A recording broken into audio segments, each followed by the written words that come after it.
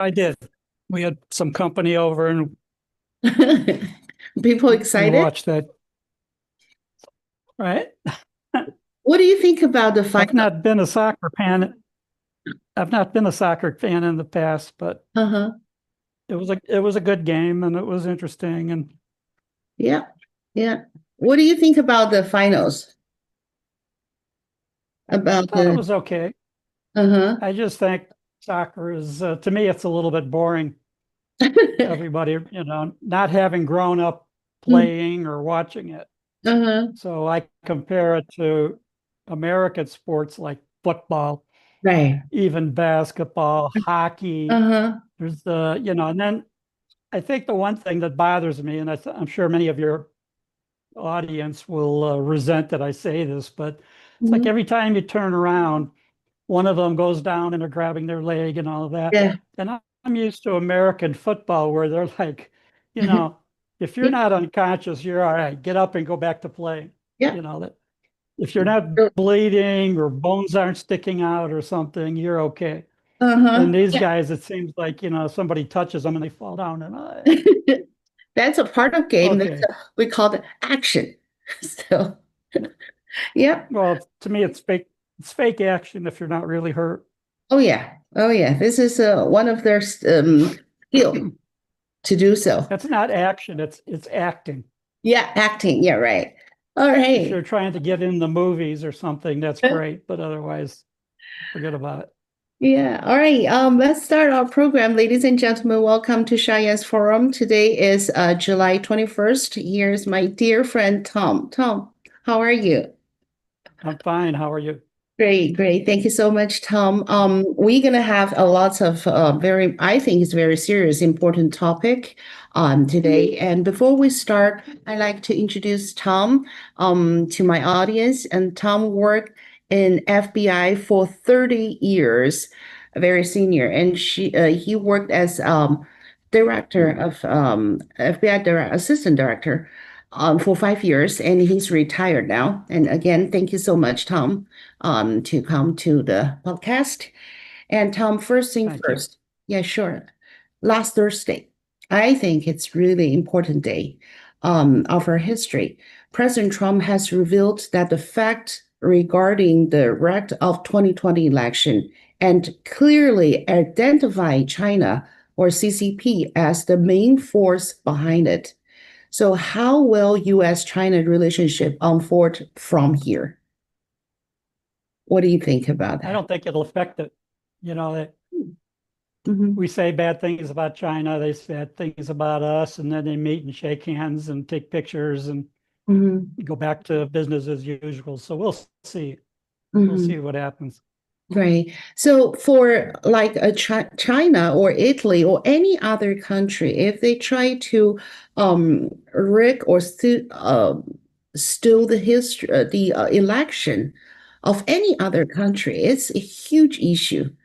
So we just do not care about that, or it's just another um, unhappiness between this country, or this is a big issue, or like action of a war. What do you think? Depends who the country is and what other business we have going on with that country and how it affects us.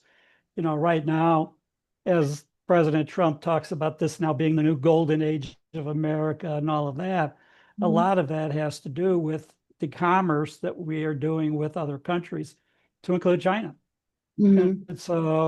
so as long as some of that keeps going, I think that, and as long as they can make changes to our voting system, I think that was part of the message that I took from this is that other countries, if you don't guard your own system, other countries are going to take advantage of it, Mm-hmm. particularly China, and they Mm-hmm. have in the past. So we've had this from the time I was in the FBI. We dealt with this all the time, Mm-hmm. the theft of intellectual property and other matters from the CCP. And meantime, we were doing other business that was very important and very cooperative against organized crime or against other international terrorist groups, that type of thing. So you can be an enemy on one topic and best friends on another topic and figure out a way to make it work. Okay, okay. So you don't think this will be a very important fact to affect the China and U.S. relationship? I don't. Okay. All right. I don't. All right. So, well, you just say that our own system is more important than the other countries trying to steal from us. Meaning that if we establish a great system that nobody can get into it, this is something we need to focus. Is that right? Yeah, exactly. Yeah, We right. have a system where the fact that we don't require proof of citizenship to vote or proof of residence, and we have so many dead people on the voting voting files, Mm-hmm. all these other issues that we don't fix. Mm-hmm. And what's currently very obvious is it's the Democrats that actually don't want to fix it because right now they have the best advantage to cheat Mm-hmm. with mail-in ballots and some of the other things that they take advantage of. So you have the Democrats taking advantage of many aspects of our system that are weak. And then you have the Chinese taking advantage of it. And it's like, okay, somebody fix it. Mm-hmm. And here's the president is beating his head against a wall trying to get the Save America Act, trying to get the reforms passed. Mm-hmm. And nobody wants those reforms because the others have a reason to not reform the system and take Mm-hmm. advantage of it for their Mm-hmm. benefit. Right, right, right. This is what we see, and this is what we fight for. And this, for Safe American Act, yeah, we will talk about later. It's a big issue, actually, and we do not have many time to work on that, sadly. So, also, after one President Trump gave the important speech, we see that CNN, ABC, NBC, CBS refused to broadcast president this information. This is such important information. So is that permitted under the law and the regulations? Yes, Can it is, you do that? because he originally hinted that it was going to be an announcement concerning national security. And if Hmm. that had been true, Hmm. then every network's required to carry it. Right. But they changed that to being just more of a general political announcement. They took off the national security aspect of it, and then the networks, like those two networks, could refuse without punishment, without any retribution on them. So that was the administration changing the topic, basically. Had it been, they're going to make an announcement that's national security, that's it. And they asked for airtime, every network would be obligated to carry it under the Hmm. rules of the FCC Hmm. and the broadcast requirements. But Hmm. when they, at the last minute, like the day of or the day before, they took away that national security aspect of it and made it sound like it's going to be a regular announcement. Then that becomes a political announcement, and then that becomes something that the networks can pick and choose. I see. Oh, well, this is really a surprise to me because So it was not a violation of law for okay. those two networks to say, we're not going to cover it. Okay, okay. So they wow, so what would you state is because the White House took off the national security, that's Yeah. which is the most important word to Yeah, an they lessened the importance of it. Since it was no longer a matter to address US national security directly, then it's just another political announcement from the White House. right, right. And it seems like President Trump is really unhappy or even angry about these broadcasts that did not actually this CNN, ABC, NBC, the media did not broadcast this Right. address. And I think he looks at it, the White House looks at this as a matter of patriotic duty. They should want to broadcast it because it affects the whole country. And Okay. he basically, they took the position that, nah, this is going to be mostly political and we're not going to cover it. Wow. And then because it was mostly political, they didn't have to. So Okay. in a way, nothing Trump can do about the fact that they didn't want to show it. Wow. Well, this is the first time I heard about that. It's really surprised me. So, if the White House think it's such an important topic, why they took the national security? Why they took the words which means the most? Because I think that the lawyers probably told them that how people, the voting requirements are individually up to each state. The Constitution says the states will run elections, not the federal government.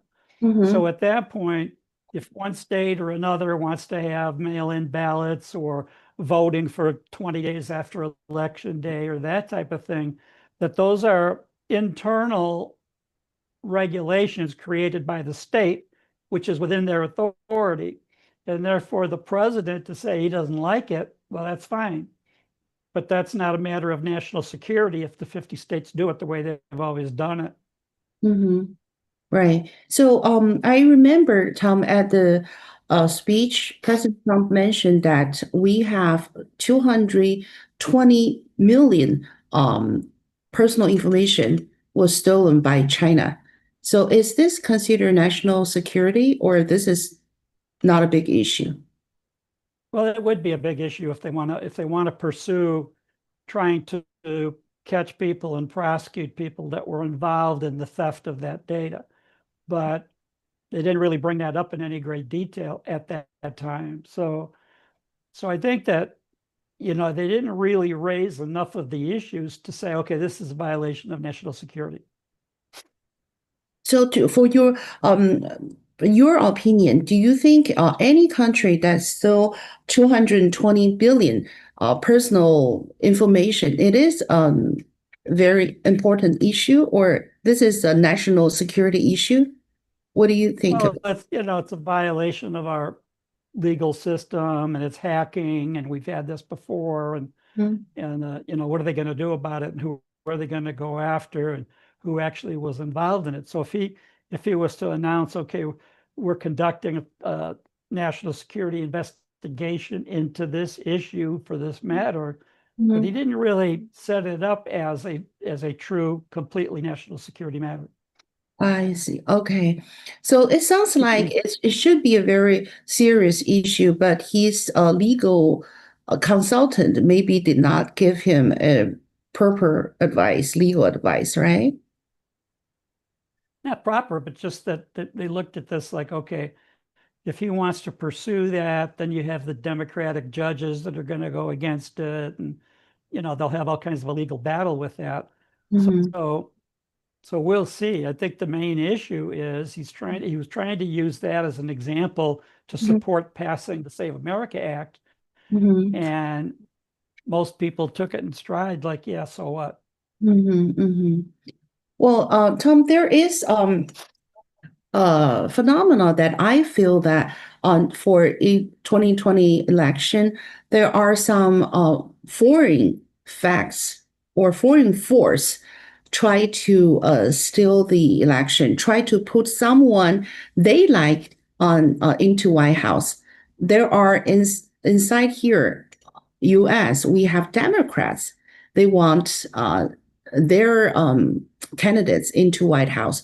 So is that possible that these two fact, like the foreign force and Democrats, are get together, team together to try to change the result of the 2020 election? Do you think it's a possibility? It could be.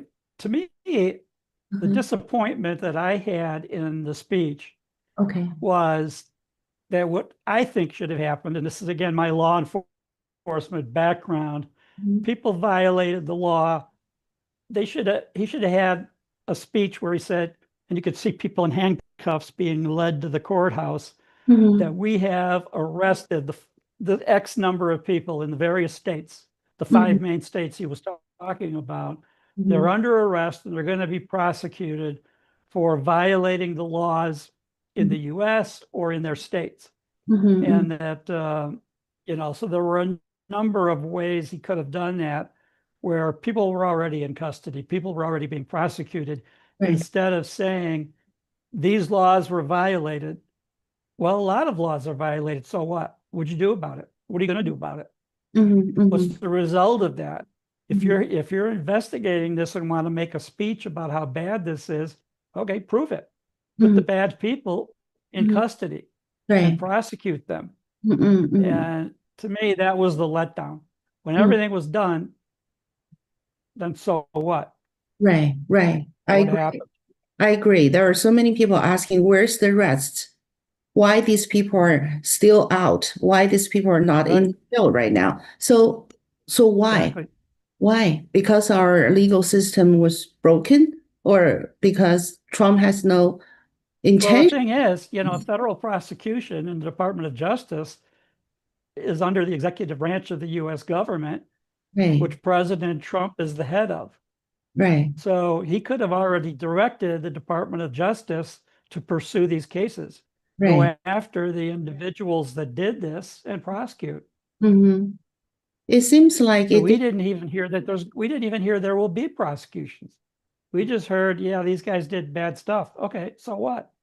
What are you doing about it? That bothers me too. So what's the possibility of this situation? What do you think? Why? I don't know, but now that he let that go by, now what do you do? Now, the individual states that he said where this main violations occurred, Mm-hmm. that prosecution can be made in those states. Mm-hmm. And where are they in the midst of those prosecutions? Are It's there any prosecutions pending, or right. any subjects in custody, let's say? Mm-hmm. Mm-hmm. So I think to me it was a tremendous letdown. First, we thought it was going to be a major national security address. Then they stopped calling it that. So that gave the networks that wanted to excuses to not cover it, Mm-hmm. and then made it so there's nothing they could do about it because they don't have to cover it. Mm-hmm. If it's national security, they must. Mm-hmm. If the president asks, it's tradition that he gets the time, he gets Mm-hmm. the airtime. Mm-hmm. But when they lowered the expectation, then that took away the requirement. So Mm-hmm. different, you know, Democratic or liberal leaning networks could say, no, we don't. Now we don't think it's that important. We're not going to cover it. Mm-hmm. So the rest is not happening. Is that one of the possibility is there are so many judges will block these arrests, meaning that even Trump administration want to do something like that, they can't. Is that possible? Now, if these people, the subjects that did these violations in the different states, if Mm-hmm. they get charged, if they Mm-hmm. get indicted, then that's a different matter. So the judges cannot throw out every charge just because they want to or Mm-hmm. don't agree with it. If the president and the Department of Justice pursues these, then it's a different matter. Not to mention if they use federal law to do it. Mm-hmm. They can use federal civil rights laws. Right. Right. Harmeet Dillon, the Mm-hmm. Assistant Attorney General for Civil Rights Matters, has Uh-huh. talked about Right. that when you have voter irregularities, even though it's technically only violating a state law, Mhm. federally it's violating other voters of their Right. civil rights. Right. And so that's a great legal theory that they could pursue and tie this up. Right. So, It seems like so it, now I don't know. what I don't happened. know what's going to happen now. Right. Well, this is really frustrated because personally, I think after President Trump gave the speech, we really expect some arrest happen. Not immediately, but soon. And talking about somebody inside the CIA and FBI, that we see that a lady, I forgot her name. I think she's FBI agent, one of FBI agent. She's discussed the operation of a shadow government and openly in the internal emails. So is this legal? I don't think it is illegal. And she just Probably not. But after Trump came to office, during the second administration, Mhm. you had a number of people that were involved back in his first term, the Russiagate investigations Right, right. against the FBI. Mhm. Now, there were, I don't know, 20 or 30 Mhm. people in the Bureau that they identified, agents and support and management, more senior management, involved in pursuing Russiagate, even Mhm. knowing that was a false investigation. Mhm. They've been fired. Mhm. I went to a luncheon, retirement FBI luncheon a couple months ago. They Mhm. discussed the fact that there were about 20 or 30 of those agents and managers Mhm. fired already. Mhm. And it'll be up to them to try to fight for their jobs if they want. Just Right. like if you look back at the photographs following January 6th, and you had one female agent and a group of agents kneeling in Mhm. front of the Capitol supporting the protesters or Black Lives Matter, they've been fired. Mhm. So you've had a number of firings internally within the FBI Mhm. concerning the politics of these cases, Mhm. especially Russiagate, the Mhm. Russia hoax, Mhm. calling Trump a traitor, saying that he was on the side, he was a Russian agent, all Mhm. of the accusations made against Trump, which were knowingly false. Mhm. Right, right. And also, there is a guy, I don't know his name. It's not clear about the name, changed the report to the president, submit to the president every single day. He has the daily report about national security and everything.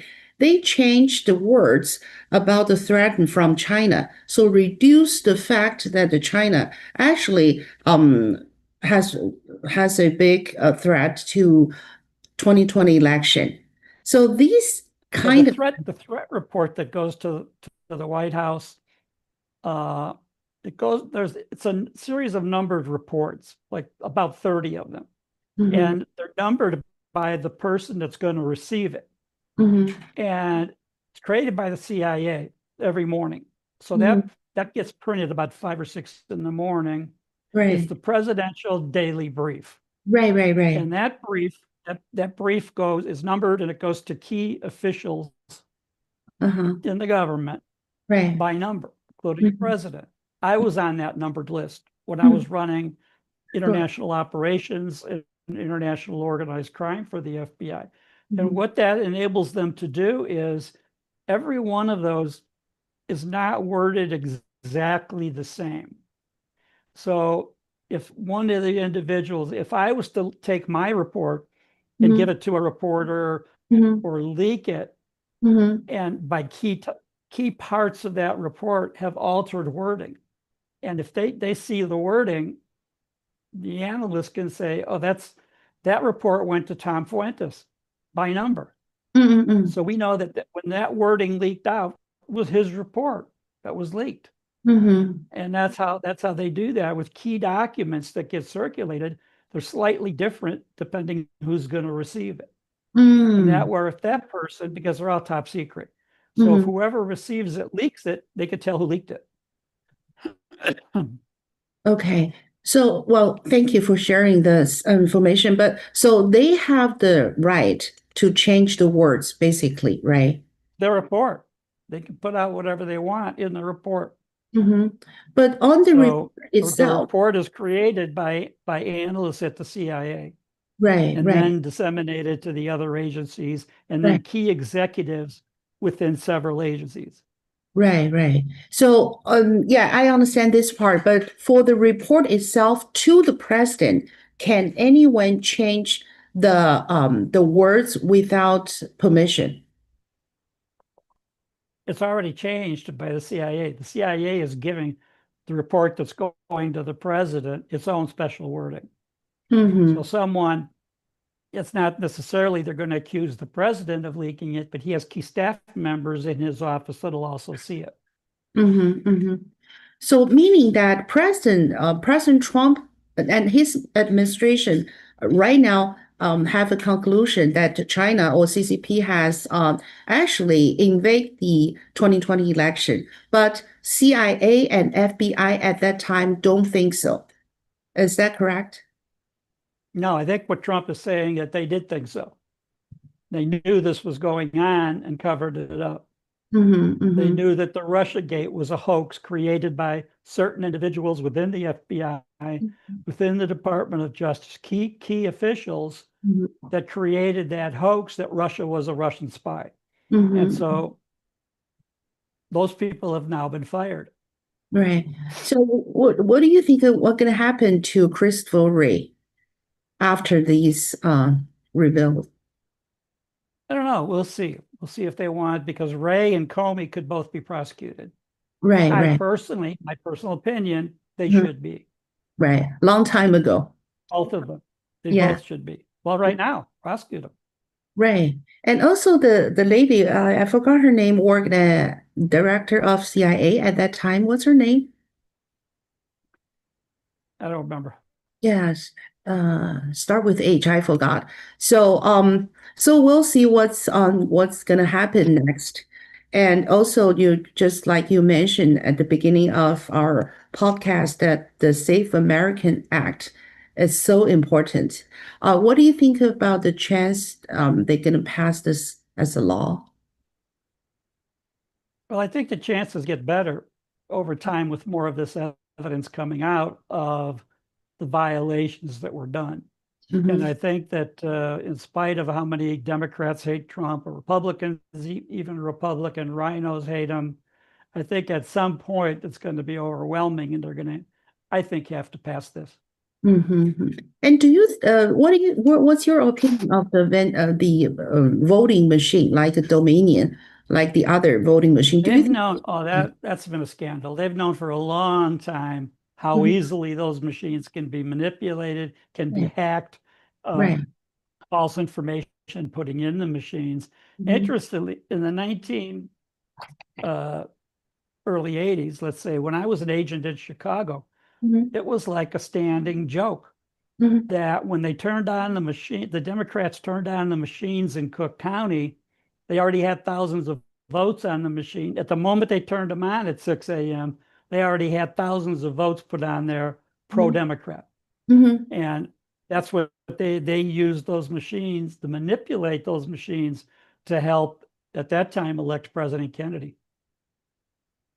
So why we So do not? that was the joke that we used to say then and still say sometimes, vote early, vote often.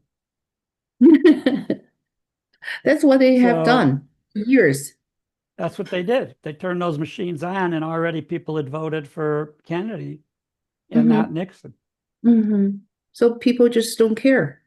If that happened 50 years ago, that means, well, it's been there for that long time, and people know there is a cheating and Well, just. they cared, and people talked about back then and to the present that these machines can be hacked into, they could be scammed, they could put the phony votes on them before when the polls open, all the ways that could be manipulated. And I think people just thought, oh no, you had the people that benefited from that kind of fraud, which at the time was the Kennedy administration, Democrats.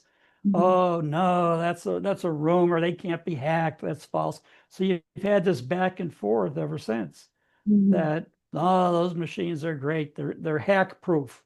Mhm. Can't do that. And they did Wow. it. So the problem is it's been there for over 50 years and nobody touches that. So, No, because as soon as somebody tries, they make up stories. Oh no, it's not true, and vicious rumor, and machines can't be hacked. They're foolproof. And mhm, pretty much both sides do. Yeah, they could. mhm, mhm, right. And actually, Trump administration, especially Marco Rubio, um, announced the wall to communism, and they mentioned that the communism is in our state and it's being very serious, and we have to face to the communism and have to fight with the communism. What do you think about this opinion? Well, I think most people have, for a long time, said communism is bad, and we saw what happened in the former Soviet Union and Right. and Cuba, North Korea, Venezuela, all these different countries that showed how bad it was. And so now what they're doing is the Democratic Party, the Democratic Socialists, are softening the description. Oh, it's not communism, it's socialism. Well, pretty much the same thing once you put it in, once you Yeah, implement it, right, government control over the economy, the government control over private property, that your property is not your own. right. All of that, once that's enacted, is basically communism, no matter what you call it. Right. So do you think it's about the time for American fight with the communists? Because they are in our government, they are in our nation, and they have their power. It's not only we're talking about communism, they are here, they are working. So, Well, the use of communism and people that support that, when Karl Marx wrote the Communist Manifesto in the 19th century, mhm, everybody thought, well, that's not going to come here. Well, then 100 years ago, back during the Woodrow Wilson administration, mhm. we had communist groups rising up Right, saying they're communist and they want to get power. right. And what happened in 1908, Mhm. Congress created the Bureau of Investigation, not the Right. Fed, it was the forerunner of the FBI. The Mhm, Bureau of Investigation was to look into communism mhm, and mhm, prosecute communists.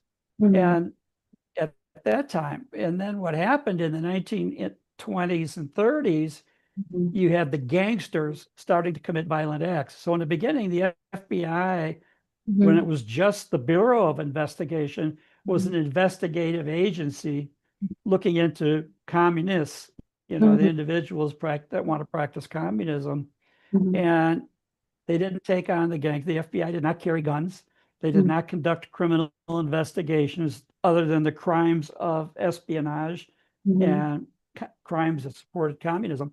And so mhm, later, when you had gangsters in the US robbing banks, killing police officers, using mhm, machine guns to do it, driving mhm, across state lines, mhm, then Hoover proposed a series of laws to say, okay, from now on, the FBI should have interstate power, mhm, follow the bad guys state to state, not just stop at the state lines like state police would had to do at the time. And mhm, then the FBI is going to get guns and they're mhm, going to go to firearms training and mhm, they're going to have machine guns just like the bad guys had machine guns. And mhm, so that started the whole wave of FBI working against mhm, John Dillinger and Babyface, now all the gangsters. mhm, And then have the authority to prosecute them under the various laws of mhm, being a gangster. mhm, And when those guys started going to jail or being killed in shootouts with the FBI, mhm, that's what turned the corner on the gangster era in mhm, the United States. And then mhm, the FBI from that point on has had criminal investigations and then national security investigations like espionage and mhm, those kind of threats, doing both. So it's almost like you had two FBIs side by side. And mhm, some of the agents worked national security, and some of the agents, uh, like me later, worked criminal investigations. mhm, And then during my career, I ended up at one point in charge of the FBI's organized crime program. mhm, That organized crime program basically started in the 1920s and 30s. And mhm, then a series of laws were passed in the 60s, 70s, even 80s, which mhm, gave the FBI more tools against organized crime, in mhm, particular the RICO statute. mhm, mhm, That's what the most devastating statute that we used to go after the mafia or Chinese organized crime or Japanese organized crime or Eastern European or organized crime from around the world. We mhm, used the tools created in that statute to investigate, prosecute, and put in jail for a long time mhm. people that participated in organized crime. Right, right. Yeah. So for the yeah, talk about the FBI and what they do. We talk about the World Cup. The World Cup has just ended, and the whole world is praising the United States organizational skill. It's great, a great game, and everything is just go perfect. So reports said that FBI deployed 5,000 officers to maintain the public order. So how are such a large scale events typically organized? I remember you mentioned you have involved for the Olympic, right? Atlantic Yeah, Olympic, well, look at the number of cities involved in the World Cup right? all over the U.S. and then Uh, in a couple of countries like Mexico and nearby countries. right. And so, what it takes to work something like that is a tremendous sharing among the investigative agencies, which includes law enforcement and intelligence. So Mhm, you have the FBI and the other federal agencies working together along with the CIA mhm, and information coming through their channels to mhm, address any threat. Anybody that came up in the investigations that might threaten or mhm, might do something, stop them, get them before they do it. And mhm, that's why when the World Cup was over, every mhm, one of the events, every stadium that they went to, that event was the equivalent of the Super Bowl. mhm, mhm. And the Super Bowl has how many thousand people involved and all of that. So now you had 18, 19, 20 Super Bowls Mhm, mhm, occurring all over the United States and nearby countries. mhm. And not one attack, not one major protest, Yeah, not one problem with any of them. yeah. That was the result of the complete cooperation of every law enforcement agency Mhm, in each country, along with the intelligence agencies like the CIA and right. then foreign governments. The agents in every one of those countries where a team came from. So Mhm, the agents that work in Madrid, working with the Spanish authorities to see mhm, if there was going to be anybody going against their team, mhm, sabotaging it from their country's point. And so you had all of these, how many, 20 different countries. mhm. And in every one of those countries, the FBI was working and CIA were working with their authorities to Oh, determine if there was any threat that was going to come from I, that country through mhm, their team or mhm. somebody pretending to be part of their team or part of the media from that country was Okay. another. So every one of those possible threats was addressed very early, even in their home country, before it became visible here.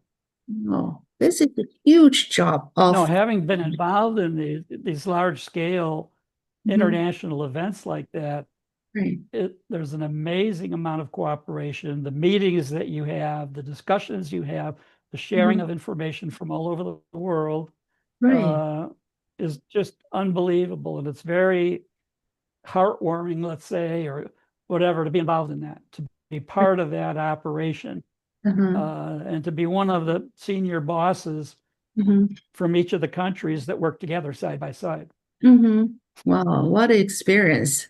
What is a great Yeah, experience. Yeah. So I just saw some reports and saying that people from Europe countries come to the States to watch the World Game. They are just so surprised about how good the whole thing going on. Because I think the report they said the news they saw in Europe is saying that the Americans go down, the Americans not good, not safe. that's Blah, right. blah, blah. They're watching and hearing all of our fake news from the United Yeah. States. They've been hearing President Trump talk about this, for what, 10 years, fake news. Uh-huh. And they come over here and they look at this in our country in the different cities. Right. They're in different places of the country, in the middle of the country, Midwest, or big Right. cities like New York or LA or whatever. And they're looking at this, wait a minute, this is nothing like what the media has been telling us in our country. And Uh-huh. so they realize, but President Trump was probably right. Yeah. We've been victimized by fake news Mm-hmm. all over the world, Yeah. and particularly here, fake Yeah. news here. Yeah.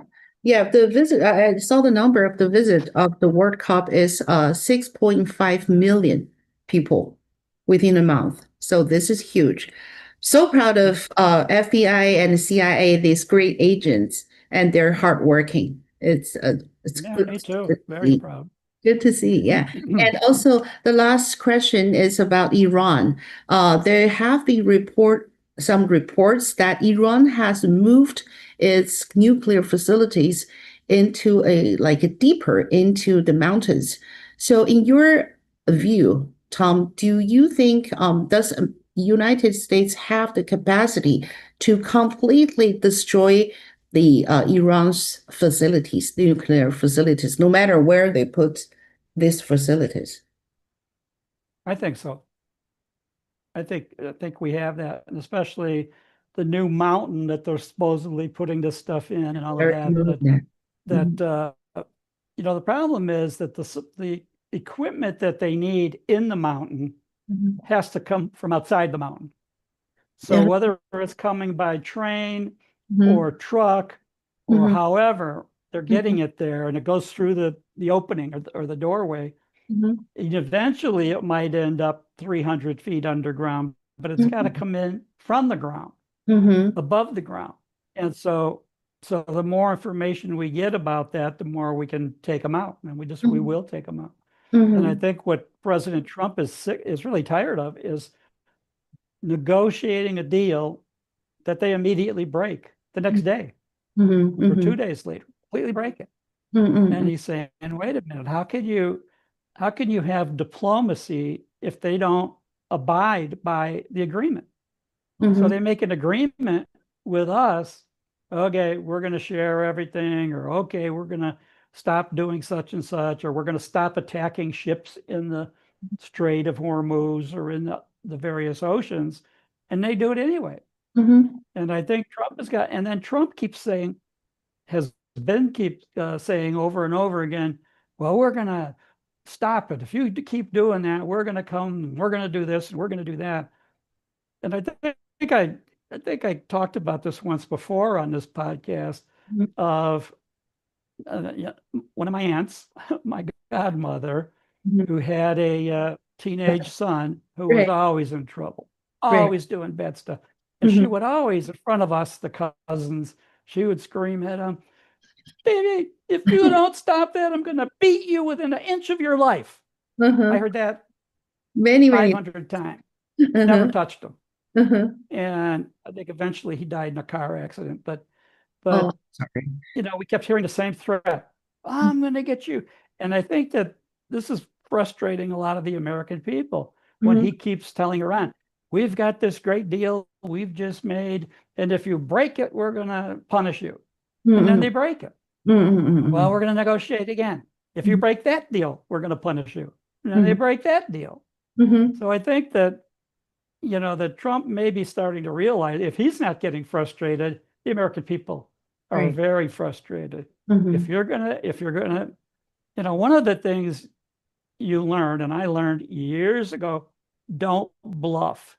Mhm. If you if you threaten somebody, either don't threaten them if you don't mean it, or if you do threaten them, do it. Right. Carry out what you intended to do. Mhm. And I think that's what's been missing. So Trump has always been saying, well, if you keep doing that, we're going to get your bridges and your roads and tunnels and electric plants and all that, power plants. And I think now we're just seeing where it looks like he's starting to do it, Mhm. starting to keep his promises of Mhm. what's going to happen if they don't keep their promises. And I Mhm. think that's critical. And Mhm. now we're seeing where there's evidence that they're trying to uh, move what they lost in the area we bombed last summer, Mhm. move some of that production facility, centrifuges and all of that into the new Right. mountain. Mhm. Right. Right. And I think that that's not going to last long. And the other thing is that the B-2 bombers that we have, there's only a dozen or less. Those Mhm. bombers are the only plane on the planet that can carry these 5,000-pound bombs or 10,000, whatever they are, 30,000 pound. Mhm. No other plane can take it, can carry Mhm. that much of a load. Mhm. And they're in a position they can carry those from Missouri nonstop, refueling along the way to the Mhm. Middle East.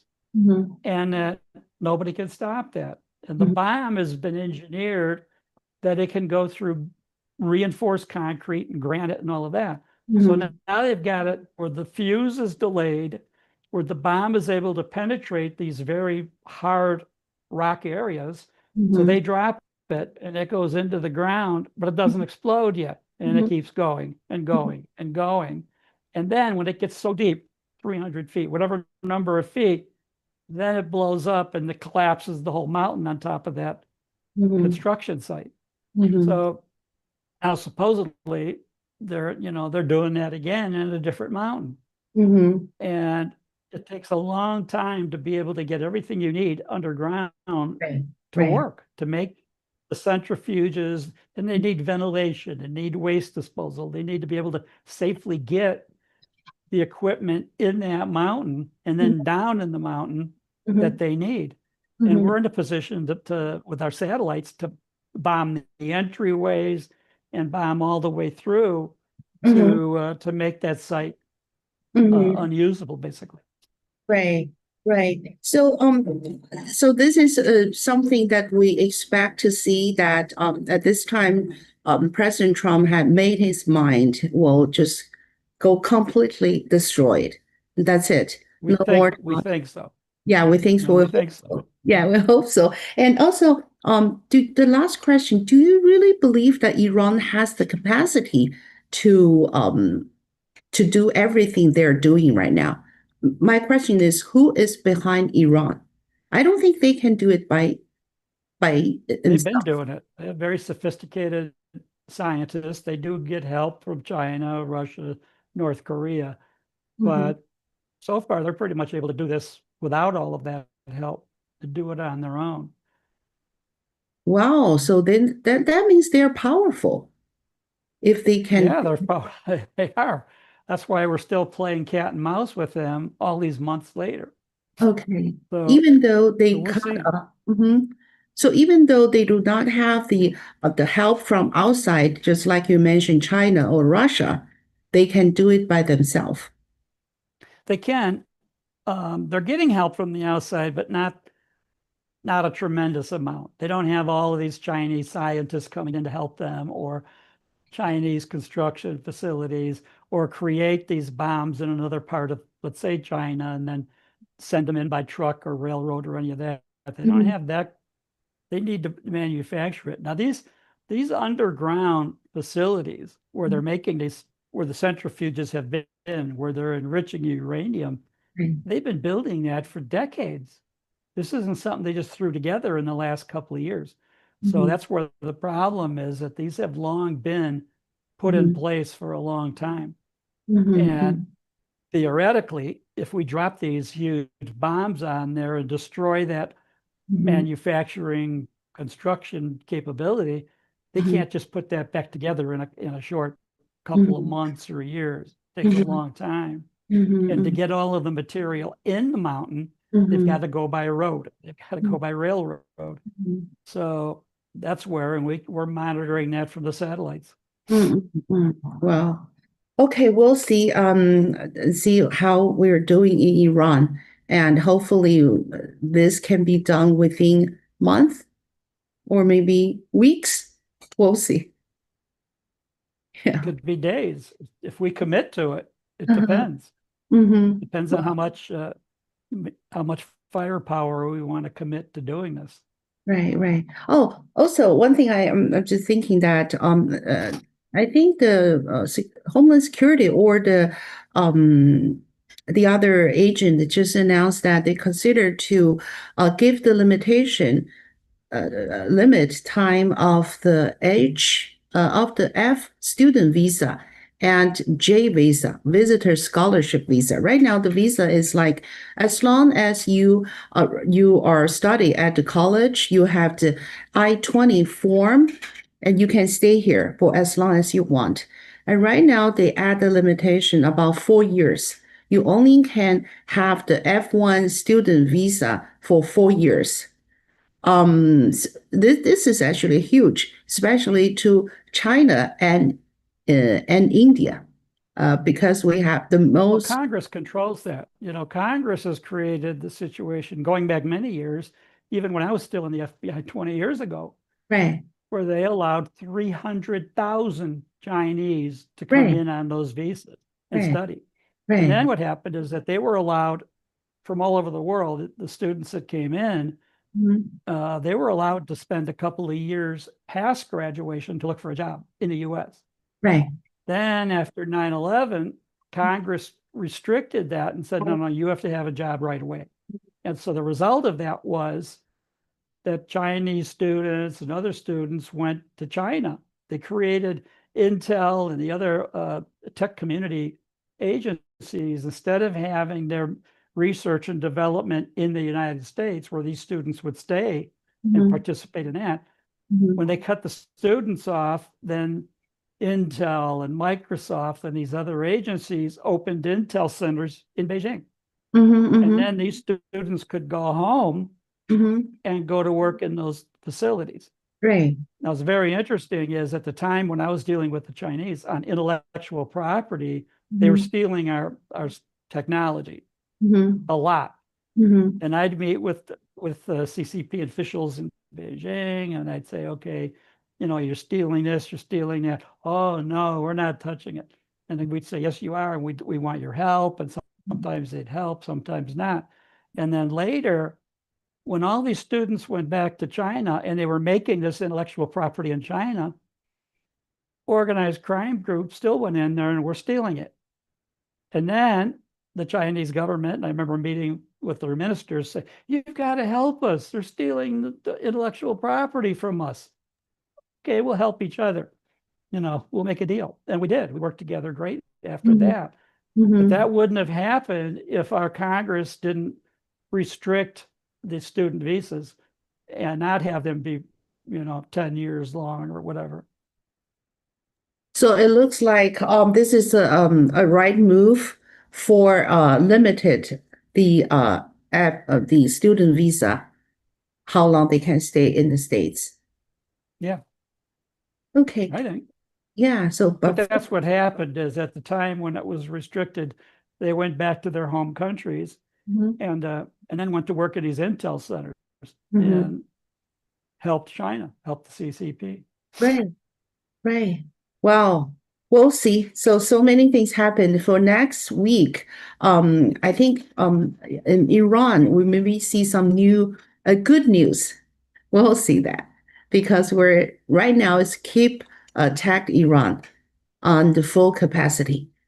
So probably we can see some movement there. And also, personally, I want to see more arrest for the people who violate the law. We need to see that. Great. Oh, great. Completely. Right. Well, thank you so much, Tom. Thank you. Okay. You're Yeah, welcome. yeah, I'll try to translate into Chinese as soon as possible, and then I'll see you next week. Okay. See you next week. Thank you so much. Bye.